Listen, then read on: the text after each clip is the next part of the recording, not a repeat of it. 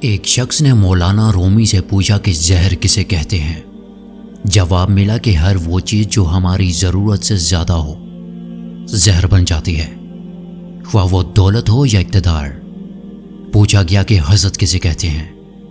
جواب ملا کہ دوسروں میں خیر و خوبی تسلیم نہ کرنے کا نام حسد ہے۔ سوال پوچھا گیا کہ غصہ کس چیز کا نام ہے؟ جواب ملا کہ جو امر ہمارے قابو سے باہر ہو جائے اسے تسلیم نہ کرنے کا نام غصہ ہے۔ پوچھا گیا کہ نفرت کسے کہتے ہیں؟ جواب ملا کسی شخص کو جیسا وہ ہے اسے تسلیم نہ کرنے کا نام نفرت ہے۔ اگر ہم اسے غیر مشروط طور پر تسلیم کریں تو محبت میں تبدیل ہو سکتا ہے۔ پوچھا گیا کہ خوف کیا چیز ہے؟ جواب ملا کہ غیر متوقع صورتحال کو قبول نہ کرنے کا نام خوف ہے۔ دوستو، اعتماد خود پر رکھو تو طاقت بن جاتی ہے اور دوسروں پر رکھو تو کمزوری بن جاتی ہے۔ کسی کو زندگی میں بہت اہمیت دینے سے پہلے اپنی اہمیت بھی ان کی نظروں میں جانچ لینی چاہیے۔ وہ انسان آپ کی قدر کبھی نہیں کرے گا جس کے سامنے آپ ہمیشہ جھکو گے۔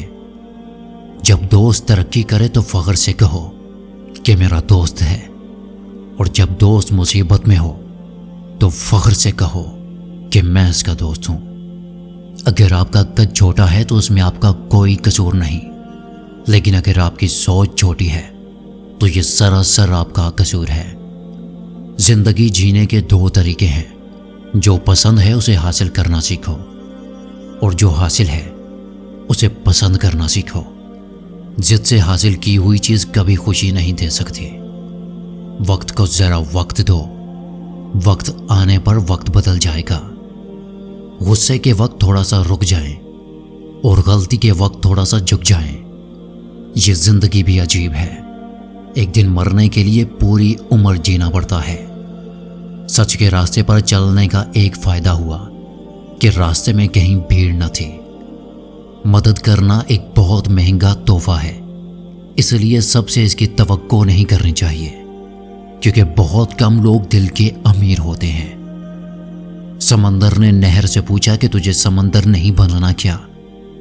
نہر نے کہا کہ بڑا بن کر کھارا بن جانے سے بہتر ہے کہ چھوٹا رہ کر میٹھا رہا جائے۔ علم یہ نہیں کہ بات کتنی گہری ہے، الفاظ کتنے مشکل ہیں۔ علم یہ ہے کہ کتنی ضروری ہے اور الفاظ کتنے سادہ ہیں۔ موڑ آ جائے تو مڑنا پڑتا ہے، اسے راستہ بدلنا نہیں کہتے۔